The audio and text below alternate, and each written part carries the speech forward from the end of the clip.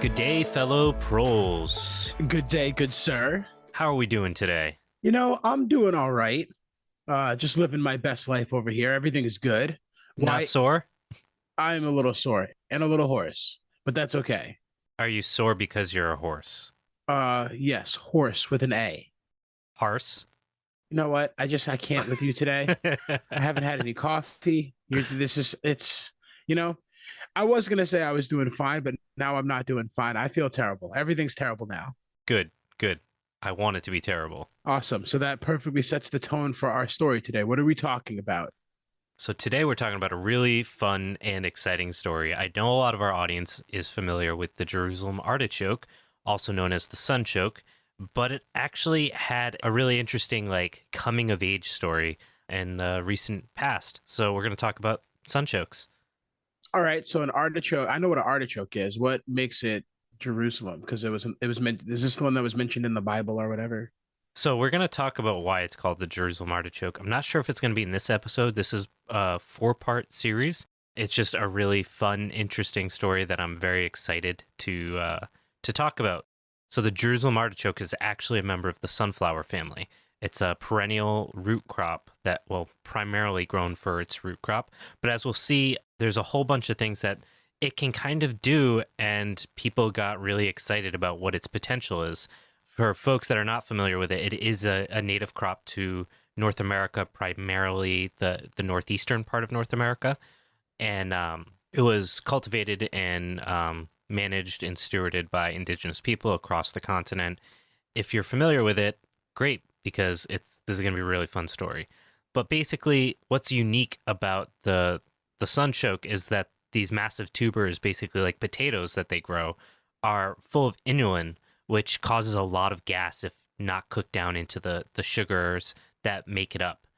So anyways, the sunchoke is just like a vehicle, you could say, for like this really unique star that we're talking about, which is American Energy Farming Systems, which is kind of like the Enron of sunchokes. And we'll probably call it AEFS just to make it short instead of saying American Energy Farming Systems a million times. Yeah, and that's the one thing that I do appreciate is an accurate acronym. Yes, Elliot loves his acronyms, as we have so thoroughly pointed out in this podcast.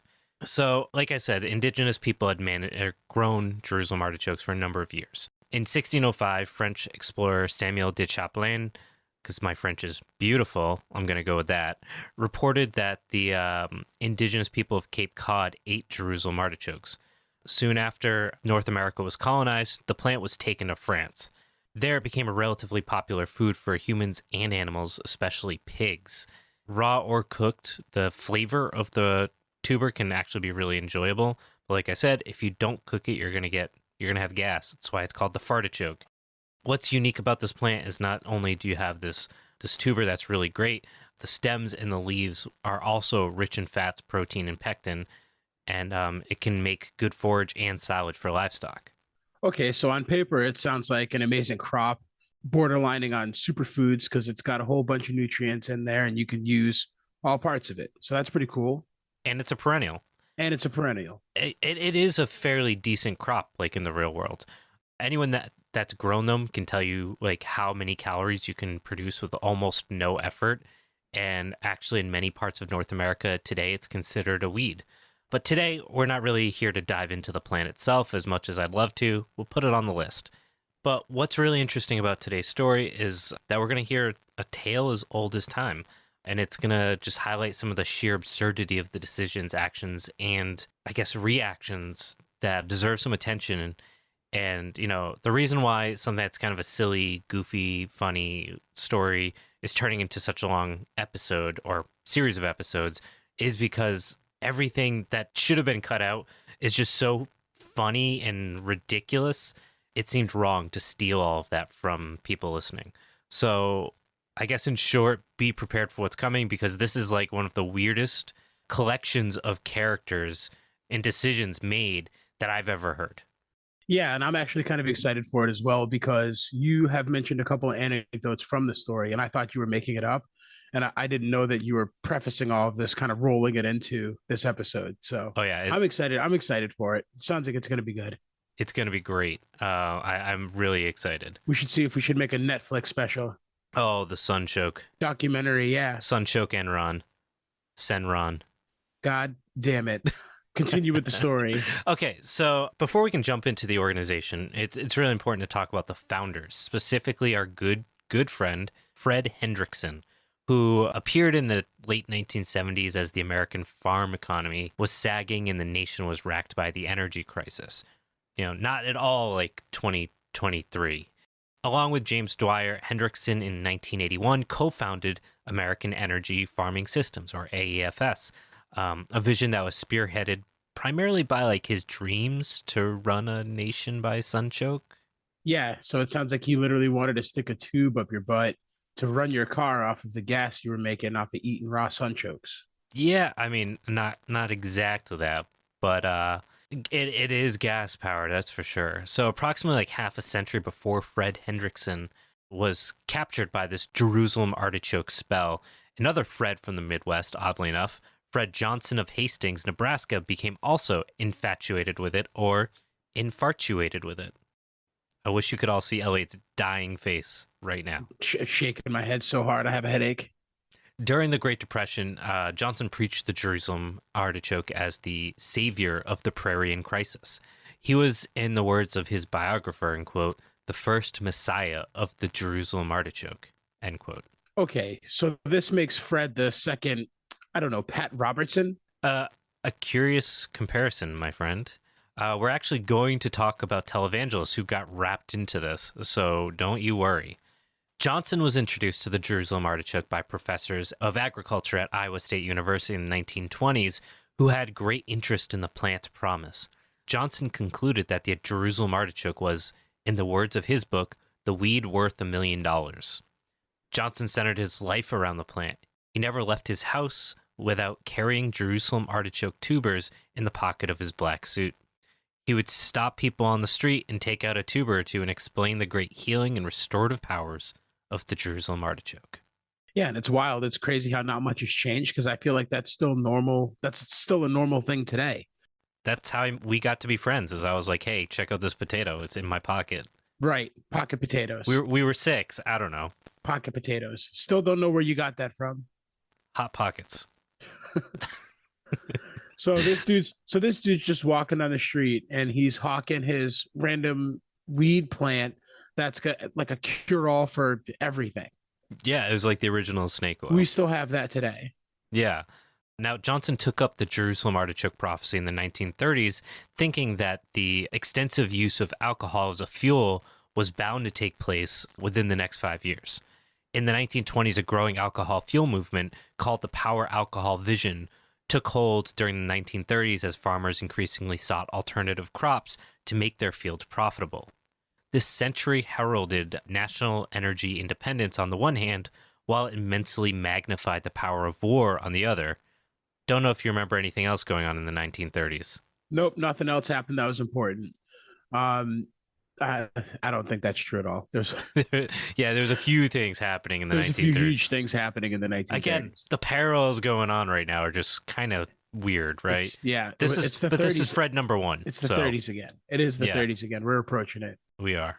Yeah, now, like I said, we are still talking about Fred the First at this point. Fred the Second, who this primary story is, based on, we're going to get to in a minute. But before that, we're going to take a little ad break. Go read your funny papers. Fucking loves his funny papers.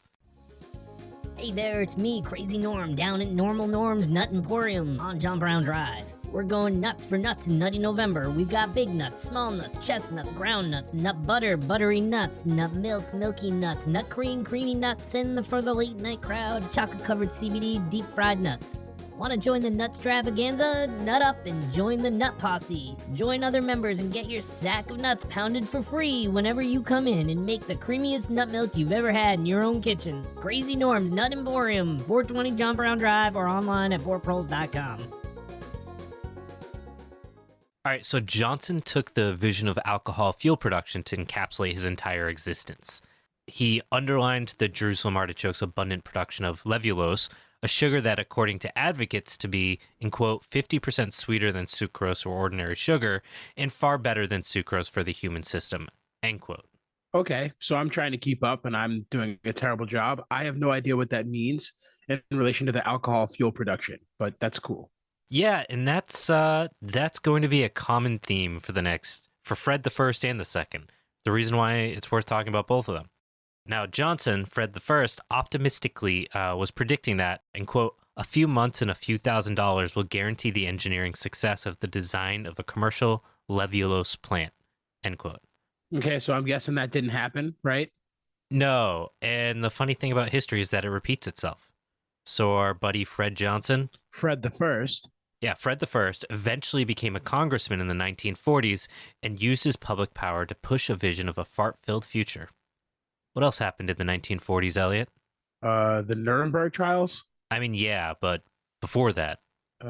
Ford supplying the Nazis with equipment. Well, also yes. And actually, Ford is a part of this, as they funded the first Dearborn Conference in the 1930s around finding ways to produce alcohol-powered cars as a means to create energy independence. But anyways, the Second World War sparked an interest for national energy self-sufficiency and led a handful of scientists to, again, cast some glances at the old pal on the ground, Jerusalem Artichoke. However, two energy crises of the 1970s, the first in 73 and the second in 79, occurred before the plant received another invitation to the Great Ball of Renewable Energy. Okay, so I guess we'll call it Schrodinger's fart. Love it. Call it whatever you want. It was during this second crisis in 1979 where Fred II, a.k.a. Fred Hendrickson, a.k.a. the Forbidden Hendrix Gin, where we see the return of the Sunchoke. Fred Hendrickson, who, as we'll see, who was singularly responsible for the creation of AEFS, which ultimately was this small southwestern Minnesota company that spearheaded the sale of Jerusalem artichoke seed starting in 1981. Okay, so all of this is still fueled by humans' need for energy consumption. Yeah. So the energy crisis in 79 was kind of special. Not only did it drive fuel prices to new heights, it also caused the sharpest inflationary rise of the century. Again, no parallels, none at all. The question of energy dominated national concerns. Confidence in nuclear energy had been dashed by the accident at 3 Mile Island. The price of oil, which shot up about 24% in the month of June alone, caused double-digit inflation in the United States. Yeah, if you didn't tell me what year it was at the beginning of that statement, I would ask you, what year is it? We need to have that clip of you doing the Robin Williams impression to just stick in there. What year is it? Yeah, it's good. That one. It's Just good. take it and stick it everywhere. So Can we isolate that? we need to. So anyways, so like any time of uncertainty, snake oil salesmen come out of the woodwork with solutions, and the one we're talking about today is, I think, fits into that really interesting model. So are you saying that oil companies didn't buy a patent that made engines suddenly get twice as good or efficient of gas mileage? What do you think? Well, I guess I got scammed on eBay because I spent a lot of money and it doesn't work. God, you remember those days when we were younger and like people would tell stories of so-and-so's uncle that knew a guy who built some engine that or a carburetor that suddenly made their truck get 50 miles a gallon? Yes, I do. It's amazing how those stories just existed and everyone heard the same ones. I just want to know if it was true or not. We know the answer. I wasted a lot of money and none of it's true. No, none of it is. So the future of, in this, getting back to our story here, of the 1979 national energy situation opened the platform to basically everyone who claimed to have answers. Not all of these people spoke apocalyptically. However, many did convey messages about the collapse of world based on fossil fuels. Okay, so they may have been onto something. Yeah, I mean, something about broken clocks, they might have been onto something. So many people, among those whom numbered the founders and early farmers of AEFS, were attracted by energy crops and biomass conversion to methane or ethanol. Like their predecessors in the 1930s with Fred I, they argued that new crops pointed the way to energy independence and the revitalization of American agriculture. Yeah, so saving American agriculture seems to be a common thread in most of our history episodes. Yeah, and it's probably... What's that about? Yeah, what is that about? It's about the inverse relationship between surplus production and an unstable monocrop system in order to be prepared if you lose your biggest crop in what do you do? Anyways, go tune into our corn episode if you want to hear more about that. Yeah, it was corny to say the least. It was exactly that. In a good way. I mean, there's no such thing as a good corny, but Corny on the cob. stop. Just stop. Fine. The point is, small and medium scale farmers during this time in particular were squeezed, and the idea of novel new crops during this desperate time made strange bedfellows of all sorts of diverse groups that had interests in dramatic changes in U.S. energy policy. The onset of the farm crisis that swept agriculture in the 1980s supported the call for this change. Things were not good on the farm, or so they said. High interest rates, low prices for grain, and shaky land values anticipated the farm foreclosures of the middle 1980s. So basically, things got bad when you were born. You were born at the same time, buddy. Yeah, but I have a feeling that this one's on you. It might be. I mean, so it goes in my life. You're literally a child of the corn. That's literally I am. I have it tattooed on my chest. That's why you've never seen me shirtless. You can't see the markings from the corn. It's creepy. I'm gonna watch that movie now. Malachi was. You're gonna be looking for me in the background. Malachi was a psycho, dude. It was so fun. So the possibility of new and profitable crops for America's farms was, needless to say, a welcome message. It was especially appealing to those that were highly leveraged and economically strained because they found themselves borrowing at exceptionally high interest rates while crop prices remained depressed. And there's a very, very long history of how we got to this point. Don't really have time to get into it. We did dip into it on the corn episode. So again, if you're feeling a little corny, go over there. Okay. So these farm folks, they're not stupid people, at least not most of them. And if they know their crops, why would they think that a weed that wasn't valuable is suddenly worth millions just because one person rolled through and said that it would be? So what made the sunchoke have this moment of hope is the fact that a miracle cash crop did not show up too long before. The great majority of farmers at that point were acquainted with the introduction of the soybean. Like many things, most of the work around soybeans happened in labs to develop the right plant for their right conditions. And it seemed from the farmer's perspective to just have dropped in their lap where someone showed up and said, hey, we've got this plant. And it was already done. They likely knew nothing of its early genetic development at agricultural stations at the end of the 19th century, its first milling in North Carolina, and processing in Chicago during and after the First World War, and its further genetic, agronomic, processing, and marketing history of the 1920s and 30s until it became the object of a single coordinated industry. That was a mouthful. It took 40 years of research, development, and investment to create the soybean they grew. The soybean had saved them as it went from being a significant feed crop in the 1920s and 30s to a major crop in the 1940s and 50s to America's second most valuable crop in the 1960s when it even surpassed wheat, cotton, and hay. Okay, so it sounds like it didn't really work out for them in the long term if they're looking for a new one, sort of like a get rich quick, like the next get rich quick scheme. It's almost like the system is designed to make farming rely on novel new products in order to not die. I mean, you could call me a heartless communist if you want to, but maybe we shouldn't have a food system that requires constantly new crops to keep farmers from going bankrupt. God damn it, Elliot. Why do you hate freedom? I mostly hate freedom for the reasons in this scheduled and coordinated ad break. Can't wait to hear. Howdy there, fellow preppers. I'm Billy Dane, here to tell you about the latest in apocalypse preparedness, truly an all-in-one solution, Bullets and Beans by Bunker Corp. Our scientists here at Bunker Corp have developed a proprietary blend of pinto bean and 45 caliber ACP rounds canned together in a savory, non-corrosive sauce for your consumption and reliable combustion. When shit hits the fan, then ho ho ho, you know it will. You're down your dark bunker, long after your fuel sources run out and your batteries have died, Bullets and Beans will be there to provide you with a hearty meal. Best eaten cold, simply open the can, carefully scoop out a mouthful, and spit out the premium centerfire rounds. Within a few bites, you've got a full magazine and a full stomach.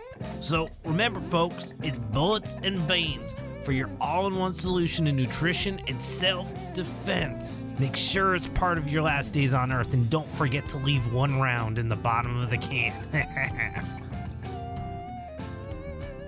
Is this a recruiter ad? What the fuck? Yeah. So the time was ripe for the hopes of a new crop, and Fred Hendrickson and the founders of AAFS were among the boldest of those who envisioned a new saving plant for America's fields.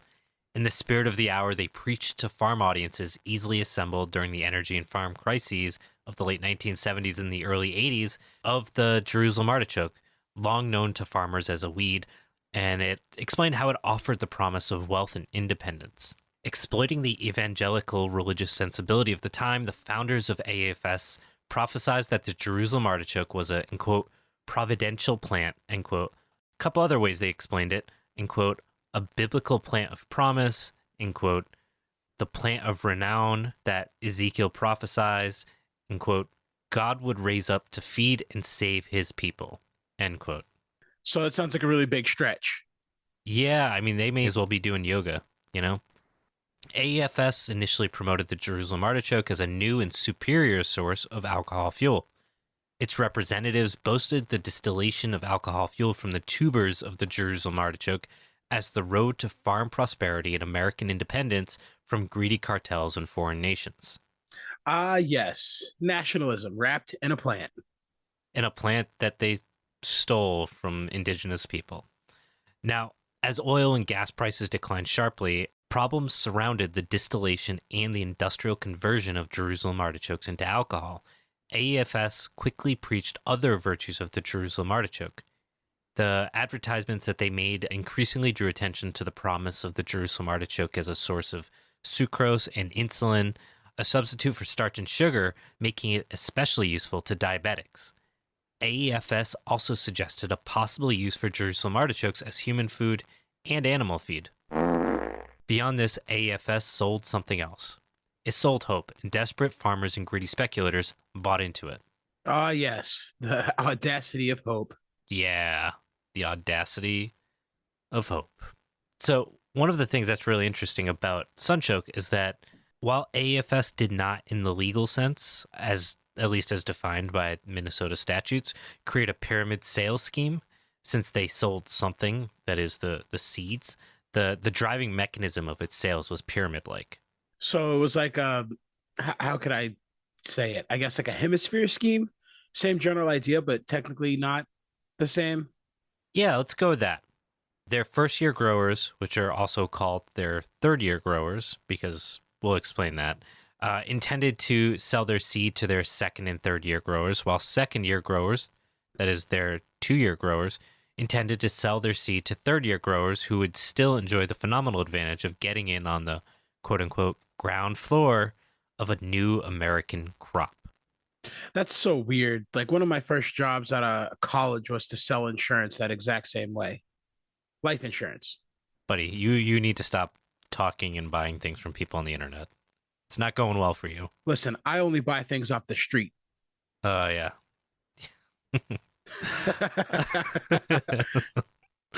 While our buddy Fred II here and the gang expect things to go well, they didn't just go well. Their sales exceeded its founders' like wildest dreams. The planets were lined up for the Jerusalem artichoke and AEFS. Circumstance conspired with need and myth to create an unprecedented national horticultural hysteria. I think that's the only time I've ever heard those words strung together in a sentence. Yeah, good. Now, now let's talk Horticultural hysteria. horticultural hysteria. It should be like something that's in the news weekly, first off, just for the record. I mean, I'm just picturing like a Purge movie that takes place in a greenhouse. I am picturing like, I don't know, the New York Times, like with a hot take on strawberry plants and like fungicide or something. The world we live in. The world we deserve, first off. That's true. Now, let's talk about our buddy Fred II, just to be clear. We won't be talking about Fred I anymore. We just had to cover that, like, he was not the original Fred to talk about this, which is a weird coincidence. And as we'll find out, there's just a lot of weird shit that happens in the story. It's like shit you think someone would have made this up because it sounds that insane. and that's the first one. That it was a pair of Freds that became obsessed with sunchokes. I know Fred used to be a popular name, but it's still weird. Did they go by Fred, or was it like were they the kind of people where it's like my name is Frederick? No, they were Freds, not Freddy, not Fredo, not Frodo. Is Frodo a nickname for Fred? Could it be? I don't know, man. I don't know any hobbits. Okay. So yeah, let's talk about Fred the Second here. Our boy, the kingpin of AEFS. Fred was basically like a boring average dude who just could not keep a job because he was like overwhelmingly focused on like super big ideas that floated in the world around him. So like in 1972, he was on his second marriage and his like nth job. He decided he was going to like go through this extremist religious conversion. On April 2nd of 72, he believed he came to know Christ. Hendrickson reformed his life at this point. He gave up drinking and smoking and refounded his marriage in Christ. The conversion further intensified Hendrickson's sense of being elected. The Jesus kind of way of being elected, like God has chosen me, not like people want to elect me. And this Moses-like belief that he was like there to be this like patron saint walking among men kind of colored all of his thoughts and relationships. Yeah, so that's totally normal cis white male behavior. Yeah, I mean that's fair. So while he was actually adopted by his parents as an infant, again, Moses, he now believed himself to be adopted by God as an adult. Jesus Christ, again.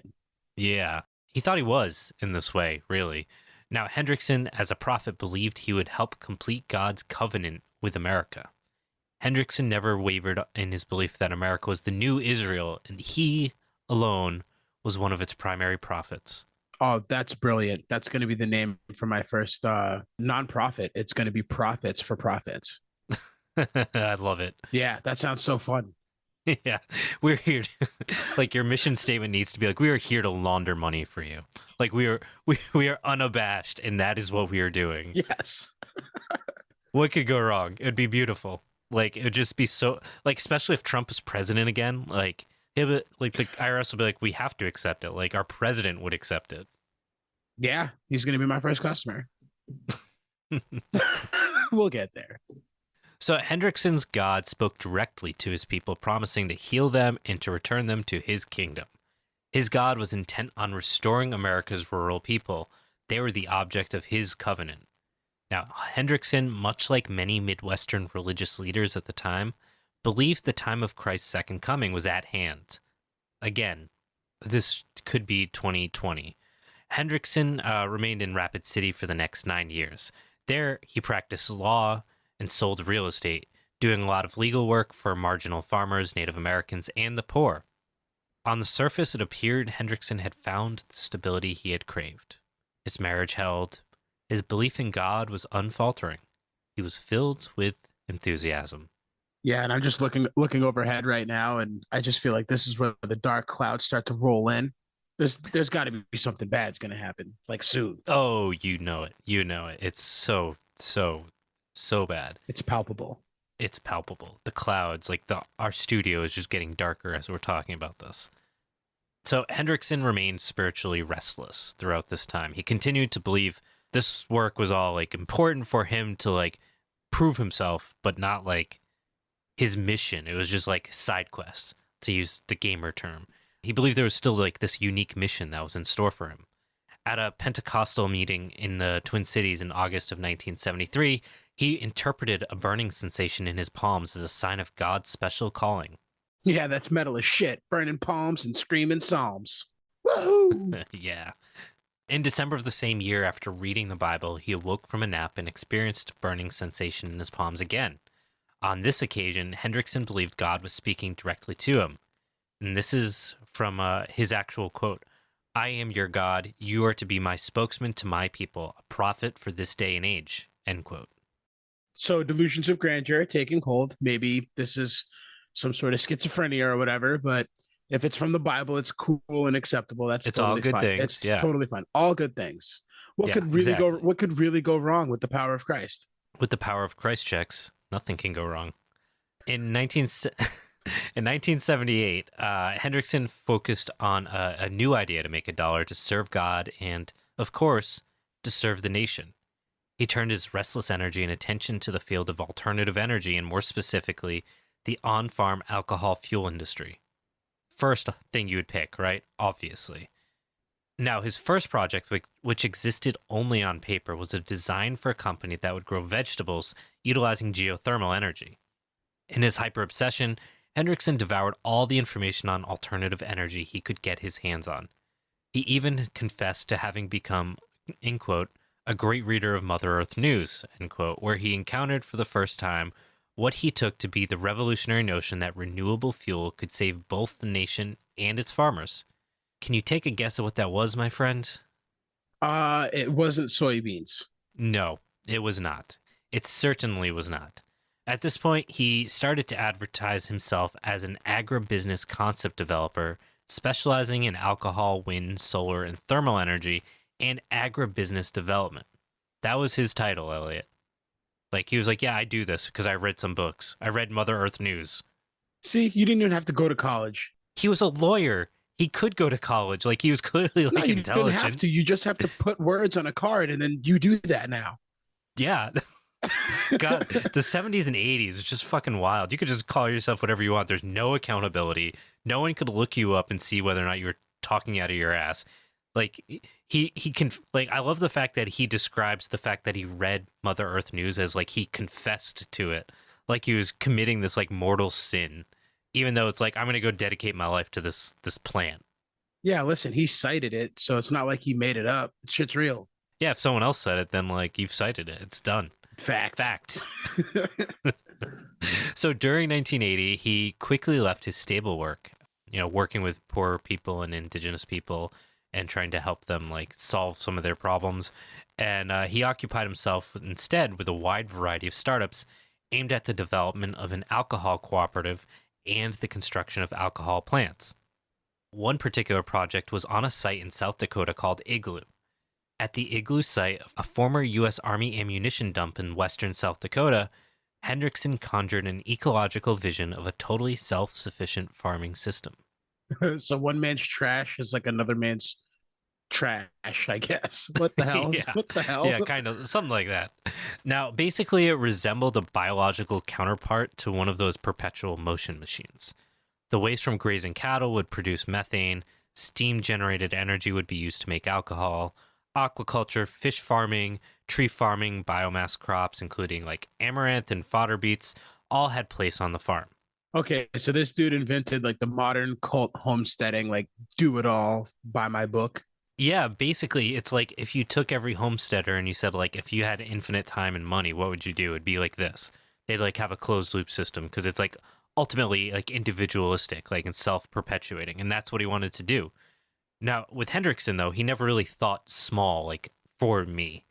For example, when he was creating this vision, he actually took a protractor, he circled on a state road map the tillable land in South Dakota as if to claim it for his own by virtue of his unique vision for it.